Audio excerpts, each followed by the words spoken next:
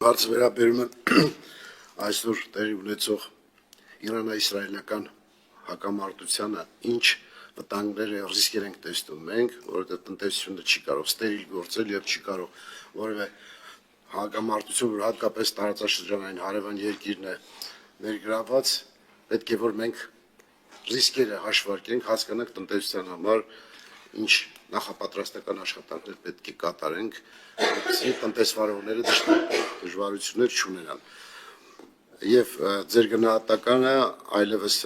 ռուս-ուկրաինական հակամարտության ընթացքը մեր տնտեսության վրա ինչ ազդեցություն ունեցավ, այս բանը ինչ ազդեցություն ունի։ Շնորհակալություն։ Շնորհակալ եմ պարոն Բագրատյան հարցի համար։ Իհարկե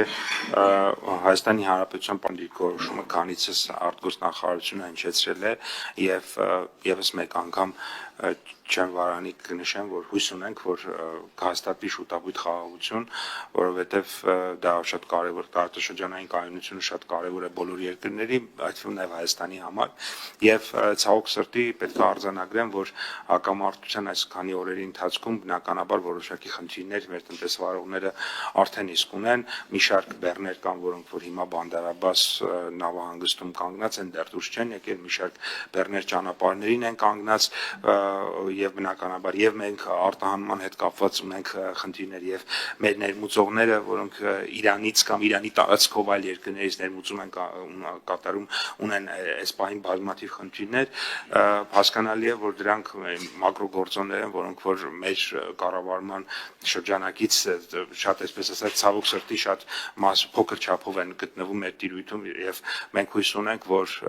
երկու երկրների միջև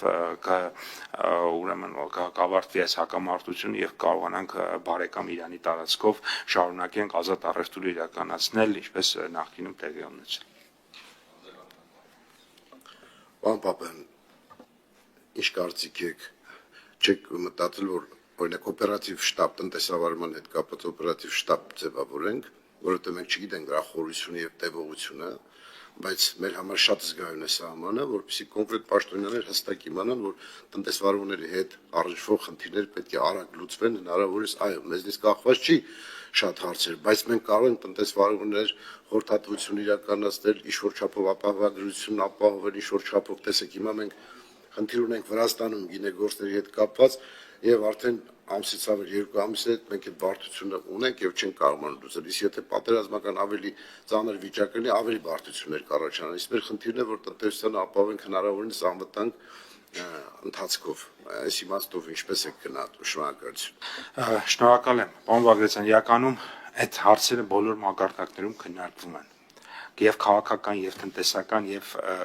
այո, տենց անունով շտաբ չունենք, բայց հավատացեք, այդ ձեր նշած բոլոր գործառույթները ամենավեր ռեժիմով իրականացվում են։ Օրինակ ես հիմա իմ ձեռքի տակ բացեցի ձևաչափ ունենք, տենց on-line, թե քանի մեքենա է հիմա օրինակ Վրաստանից անցել դեպի Ռուսաստան, քանիսն է այս պահին Լարսում կանգնած, քանիսը ունենք, որ դրականացել դեռ Լարս չի հասել, քանիսն է, որ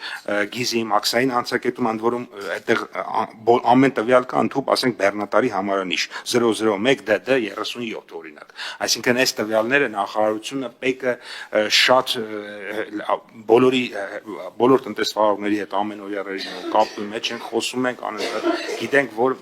իրենցից լավ գիտենք ում մեքենան անցավ, ում մեքենան այստեղ է, ինչ խնդրեմ ունի եւ այլն, ու փորձում ենք լուծել եւ քիչ առաջ նաեւ ուրեմն Էլի Վրաստանի գործընկերներից նամակ ստացա, որ օրվա ընթացքում իրենք ինձ կզանգահարեն այս հարցի հետ կապված, որովհետև որոշակի դանդաղումներ մենք նկատում ենք։ Այսինքն տեսնում ենք մի պահ կար, որ ընդհանրապես ոչ մի մեքենա չէր գնում, հետո մի 1-2 օր որոշակի արագություն կար, որը բավարարում էր մեզ։ Հիմա կա տեմպ, բայց այդ տեմպը շատ դանդաղ է, օրը մի քանի մեքենա, որը էլի խնդրահարության մեզ համար, չնայած որ մենք մեր մասով բոլոր պայմանավորվածությունները, որ վրացական կառավարության ներկայացուցիչների հետ ունեցել ենք, բոլորը 100% պահպանել ենք եւ ակնկալում ենք, որ մեր Վրաստանի գործընկերները եւս իրենց մեր պայմանավորվածության իրենց մասը իրենք կպահպանեն։